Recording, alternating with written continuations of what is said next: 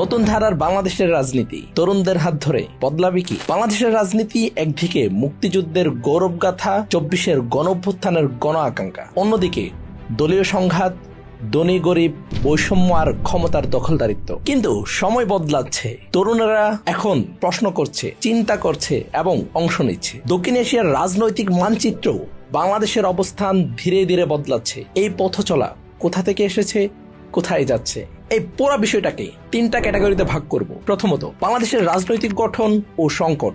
স্বাধীনতার পর বাংলাদেশ বহুবার সামরিক শাসন, একদলীয় শাসন ও গণতন্ত্রের ভেঙে পড়া দেখা গেছে। রাজনীতিতে দলীয় লয়ালিটি ব্যক্তির চেয়ে গুরুত্বপূর্ণ হয়ে উঠেছে। রাজনীতিবিদদের মাঝে ক্লায়েন্টলিস্ট পলিটিক্স মানে আনুগত্যের বিনিময়ে সুবিধা দেওয়া চর্চা দেখা যায়। The political economy of reform in South Asia, political settlement in fragile states. এই গবেষণাগুলো দেখায় বাংলাদেশে রাজনৈতিক আপোষ ও এলিটদের বোঝাপড়ায় দীর্ঘস্থায়ী নীতির পথে বাধা। দ্বিতীয়ত, দক্ষিণ এশিয়ার প্রেক্ষাপটে বাংলাদেশের রাজনীতি। দক্ষিণ এশিয়ায় ভারত এক ধরনের শক্তিশালী কূটনৈতিক খেলোয়াড়, পাকিস্তান সামরিক নিয়ন্ত্রণে আটকে, বাংলাদেশ তুলনামূলকভাবে গণতন্ত্র ধরে রেখেছে, অর্থনৈতিক প্রবৃদ্ধি ও নারীর অংশগ্রহণের দিকে এগিয়ে। তবে চ্যালেঞ্জ রয়ে গেছে বাক স্বাধীনতা, নির্বাচন কমিশনের স্বাধীনতা ও বিরোধী রাজনীতির দমন। Democracy in South Asia, Bangladesh back to the future by Ali Reza. এই গবেষণায় বলা হয়েছে বাংলাদেশ এখন ক্রস রুট, একদিকে টেকসই গণতন্ত্র, অন্যদিকে কর্তৃত্ববাদী পুনরাবৃত্তি। তৃতীয়ত,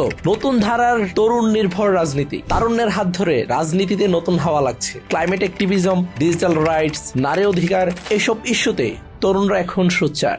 রুট টু 2041 বা SDG 2030 এর লক্ষ্য পূরণ করতে হলে তাদের রাজনীতিতে আনুষ্ঠানিকভাবে যুক্ত করতে হবে। ইনফ্লুয়েন্সার, উদ্যোক্তা, বিশ্ববিদ্যালয় শিক্ষার্থী, এই তরুণরাই আগামীর নীতি নির্ধারক হতে চায়, শুধু ভোটার নয়। বাংলাদেশের রাজনীতি বদলাবে যদি তরুণরা প্রশ্ন করতে শেখে, অংশ নিতে শিখে, নেতৃত্ব দিতে শিখে, পুরনো ধারা আর আপোষের রাজনীতি পেছনে ফেলে সামনে এগিয়ে আসুক জবাবদিহিতামূলক, অংশগ্রহণমূলক ও টেকসই রাজনীতি। সংক্ষেপে জানলাম বাংলাদেশের বর্তমান প্রেক্ষাপটের রাজনীতি। চেষ্টা করব সামনে আরো কয়েকটা বিষয় আপনাদের সামনে তুলে ধরার। আশা করছি দেখা হবে পরবর্তী কোনো ভিডিওতে।